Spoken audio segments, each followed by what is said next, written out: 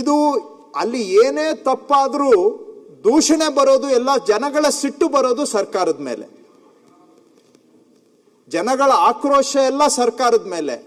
ಆದರೆ ಈ KPSC ಒಂದು ಸಾಂವಿಧಾನಿಕ ಸ್ವಾಯತ್ತ ಸಂಸ್ಥೆ ಆಗಿರೋದ್ರಿಂದ ಅಲ್ಲಿ ಒಳಗಡೆ ಏನು ನಡೆಯುತ್ತೆ ಬಿಡುತ್ತೆ ಅದ್ರ ಮೇಲೆ ಸರ್ಕಾರದ ನಿಯಂತ್ರಣ ಸಂಪೂರ್ಣ ಇಲ್ಲ.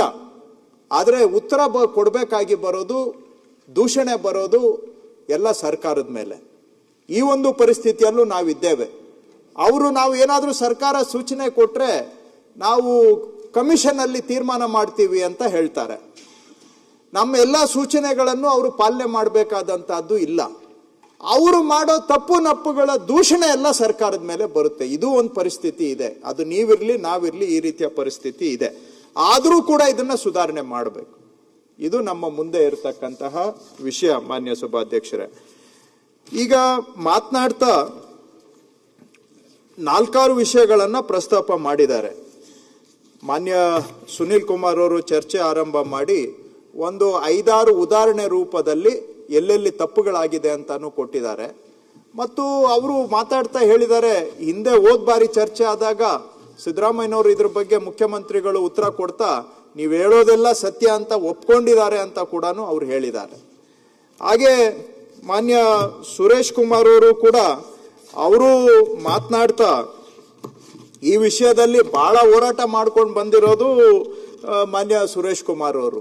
ಸಚಿವರಿದ್ದಾಗ, ಆಡಳಿತ ಪಕ್ಷದಲ್ಲಿದ್ದಾಗ, ವಿರೋಧ ಪಕ್ಷ ಎಲ್ಲದರಲ್ಲೂ ಕೂಡ ಅವರು ಸಾಕಷ್ಟು ಇದ್ರ ಬಗ್ಗೆ ಬಹಳ ಕಳಕಳೆಯಿಂದ, ಕಾಳಜಿಯಿಂದ ಇದರಲ್ಲಿ ಆಸಕ್ತಿ ತಗೊಂಡು ಬಂದಿದ್ದಾರೆ.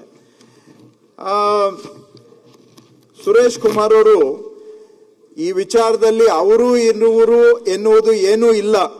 We are all on the same page. ಅವರ ಮಾತನ್ನ ನಾನು ಹೇಳ್ತಾ ಇದ್ದೇನೆ. ಇದು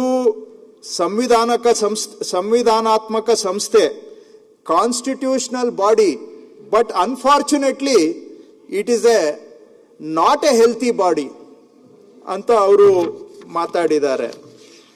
ಹಾಗೆ ಅವರು ಇನ್ನೂ ಸುಮಾರು ವಿಷಯಗಳಲ್ಲಿ ಅವರು ಮಾತನಾಡಿದ್ದಾರೆ. ನಂತರ ಅರ್ಗ ಜ್ಞಾನೇಂದ್ರ ಅವರು, ಮಾನ್ಯ ಪ್ರತಿಪಕ್ಷದ ನಾಯಕರು ಮಾತನಾಡ್ತಾ ಇಲ್ಲಿ 18-19 ಜನ ಆಯೋಗದ ಸದಸ್ಯರಿದ್ದಾರೆ, ಹೆಗ್ಗಣಗಳ ರೀತಿ ಇದ್ದಾರೆ, ಹೆಗ್ಗಣ ಜಾಸ್ತಿ ಆದರೆ ಏನಾಗುತ್ತೆ ಎಲ್ಲರಿಗೂ ಗೊತ್ತಿರೋ ವಿಷಯ ಅಂತೇಳಿ ಮಾನ್ಯ ಪ್ರತಿಪಕ್ಷದ ನಾಯಕರು ಮಾತನಾಡಿದ್ದಾರೆ. ಅರ್ಗ ಜ್ಞಾನೇಂದ್ರ ಅವರು ಮಾತನಾಡ್ತಾ KPSC ಚೇರ್ಮನ್ ಅಂಡ್ ಮೆಂಬರ್ಗಳನ್ನು ಹೇಗೆ ಆಯ್ಕೆ ಮಾಡುತ್ತಾರೆ, ಅವರ ಅರ್ಹತೆ ಏನು, ಯಾರು ಆಯ್ಕೆ ಮಾಡುತ್ತಾರೆ ಎನ್ನುವ ವಿಚಾರವಾಗಿ ಎರಡೂ ಪಕ್ಷದವರು ಆತ್ಮಾವಲೋಕನ ಮಾಡಿಕೊಳ್ಬೇಕು. ಈ ಸರ್ಕಾರ ಆ ಸರ್ಕಾರವೆಂದು ಹೇಳುವುದಿಲ್ಲ. ನಾವುಗಳೆಲ್ಲ ಆಯ್ಕೆ ಮಾಡುತ್ತಿದ್ದೇವೆ, ಪೇಮೆಂಟ್ ಸೀಟೇ ಅವರುಗಳೆಲ್ಲ.